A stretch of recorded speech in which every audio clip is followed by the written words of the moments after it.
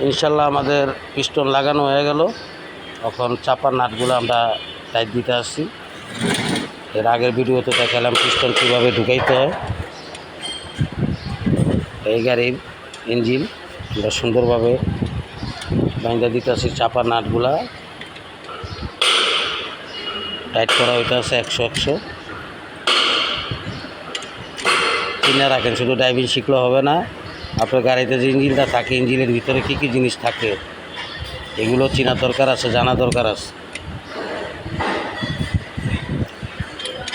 প্রতিটা nut 100 tight দিতে আছে। যারা এখনও ভিডিওটা দেখছেন আমি আশা করি ভিডিওটা শেয়ার করে দিন, কমেন্ট করতে ভুলবেন না। আপনাদের ভাই ব্রাদারের কাছে ভিডিওগুলো আমার একটু শেয়ার করে পৌঁছে দিন, গ্রুপে শেয়ার করে দিন।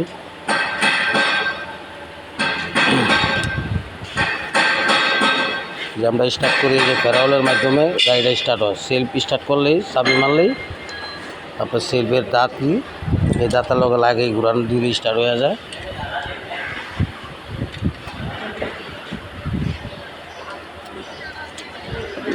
এলো হেড, এর আগের ভিডিওতে দেখাইছি এই গাড়ির। এগুলা কাজ কমপ্লিট হওয়ার পরে ইনশাল্লাহ আমরা হেড বসানো হবে। পরবর্তী ভিডিওতে আরও কিছু দেখানোর চেষ্টা করব। দ্রুত ভিডিওটা শেয়ার করে দেন। যারা এই লাইনে আসতে চায়, পড়ালেখার পাশাপাশি ড্রাইভিং শিখতে চায়, তাদের ক্যাম কী জিনিস চিনতে হবে, চাপা কী জিনিস, ব্লক কোনটা, ফেরাউল কোনটা, এগুলো জানতে হবে, দেখতে হবে, চিনতে হবে। হেড কোনটাকে বলে, হেড কারে বলে, এই হলো হেড। ব্লকের উপরে বসে।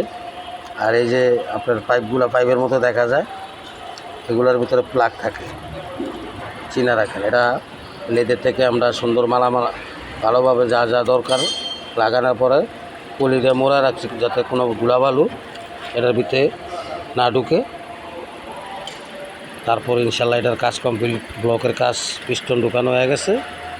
তারপরে ইনশাল্লাহ হেড লাগানো হবে। পরবর্তী ভিডিওতে আরও কিছু দেখানোর চেষ্টা করব।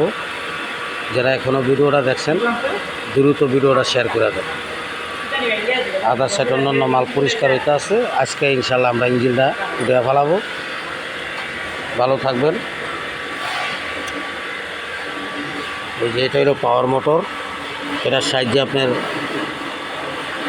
এই যে আমরা ডাইনামামে কাটি, এই পাওয়ারের সাহায্যে পুরো স্টার্টিং একদম নরম বানিয়ে ফেলা। এই পাওয়ার মোটর ডিস্টার্ব দিলে আপনার পুরো স্টার্টিং জাম হয়ে যাবে।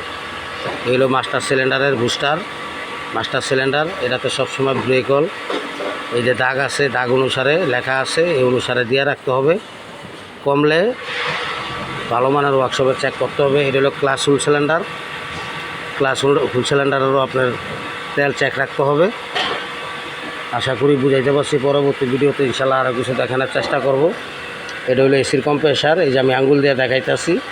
এই যে এসির কম্প্রেসার, ইঞ্জিন উঠানোর পরে সম্পূর্ণ জিনিস ইঞ্জিনের আশেপাশে যা থাকবে, ডানামা, এসির কম্প্রেসার, রেডিয়েটর, সম্পূর্ণ জিনিস লাগানো হবে। আর এই হলো টাইমিং বেল, চিন্তা রাখেন। এটা হলো টাইমিং বেল, পুরোটা ইঞ্জিনরে ঘুরায়, চিন্তা রাখেন। হলো হেডের উপরের ক্যাম, এই ক্যাম হেড বসানোর পরে বসানো হবে। এই হলো আপনার নিচের চেম্বারও লাগানো থাকে, নিচের চেম্বারও লাগানো থাকে। এই যে আমরা নিচের চেম্বার, এই হলো নিচের চেম্বার। এটা নিচের চেম্বার এইভাবে থাকে।